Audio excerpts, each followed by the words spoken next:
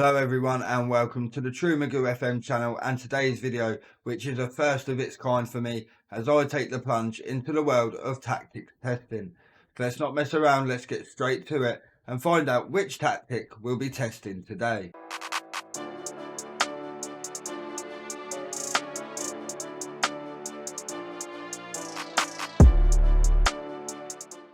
Here we are guys, today's tactic of choice is Klopp Lethal 4-2-3-1 made by Josh Daly. You can download it from Sort It Outside, as you can see here on their website. I will leave a link in the description below.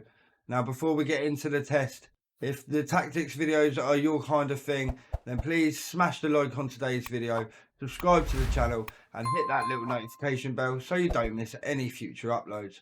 But now it's time to load up FM23 and get this test underway. So we now have Jurgen Klopp's lethal 4-2-3-1 system loaded into our FM23 tactics screen, and we're going to start by running through all the team instructions before we look at the player roles and associated player instructions within this tactic. So this tactic starts with a positive mentality, and when the team is in possession, we want them to pass into space, play out of defence, run at the defence, focus play down the left hand side and the right hand side, and play with a higher tempo. In transition, we want the team to take shorter kicks, distribute to the centre back, distribute to the full backs, distribute the ball quickly, counter and counter press. And when out of possession, we want the team to play with a higher defensive line, a high press much more often, and we want to prevent the short goalkeeper distribution. So now let's take a look at the player roles and the associated player instructions within that role. We start with the goalkeeper, and he is going to be playing as a sweeper keeper on the support duty with the instruction of take more risk.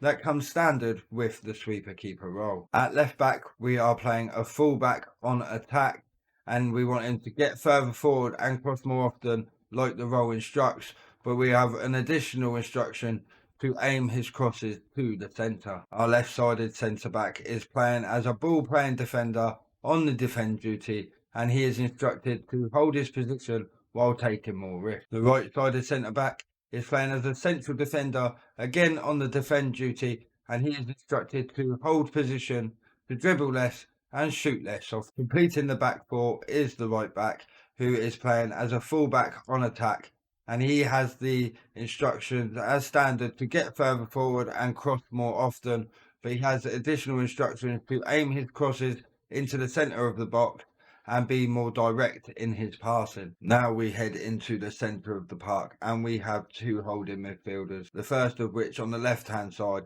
is a box-to-box midfielder playing the support duty, and he is instructed to roam from his position. And next to him on the right hand side of central midfield, we have a ball-winning midfielder playing the defend duty, and he is instructed to shoot less often, dribble less, take fewer risks, hold his position and tackle harder. We're into the final third now, and with the start of the front four, it is the left attacking midfielder who is an inverted winger playing the attack duty, and his instructions are to get further forward, cut inside with the ball, dribble more, and the added instruction of aiming his crosses to the centre of the box. In the centre of the attacking midfield, we have an attacking midfielder playing the attack duty, and he is instructed to get further forward, move into the channels, dribble more and take more risks. And on the right hand side of the attacking midfield three is another inverted winger, again playing the attack duty,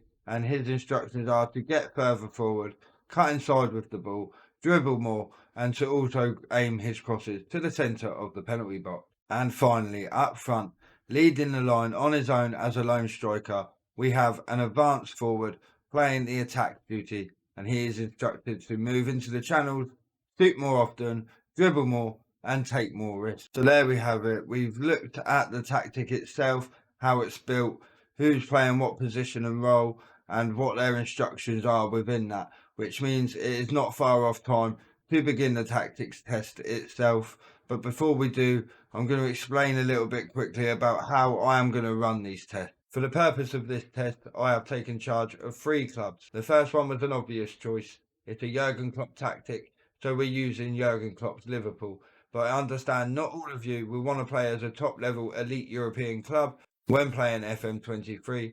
So the second team we are going to test with is Ipswich Town of League One, to give those of you that like to play Football Manager a little bit further down the English Football League a better idea of how this tactic might work at that level. And the third team we're going to be testing with today, for you non-leaguers, it is Havant and Waterlooville of the National League South. So we get an idea of how this tactic will work at 3 different levels of football. Next, we're going to take a quick look at the season previews for each club so we can gather some sort of idea of how they're expected to do in their respected leagues before we holiday to the end of the current 22-23 season and look at the results and stats from the season to see if this tactic underperforms or overperforms to expectations. Now, it's worth noting one last thing as well, and that is that when I holiday, I will be leaving the assistant just one instruction, and that will be to play this tactic in every single fixture to ensure we get the maximum amount of games to see the best possible results for this test. Now, let's go and see the season previews for each club, starting with Liverpool. We can see here that Liverpool are predicted to finish second place in the Premier League this season behind Manchester City, and the media predict that they will have a minimum of 4 players in the media Dream 11 come the end of the current season. Ipswich Town are predicted to finish 4th in League One this season and are predicted to have 1 player feature in the media Dream Team 11. And finally, Havant and Waterlooville are predicted to finish second place in the Vanarama National League South, with 1 player appearing in the media Dream 11 come the end of the season. So we've seen all the previews. It's now time to holiday until the end of the current 22-23 season, where we will go through all the results and see how this tactic performed. I'll see you then. Wish the tactic luck. So we have reached the end of the season.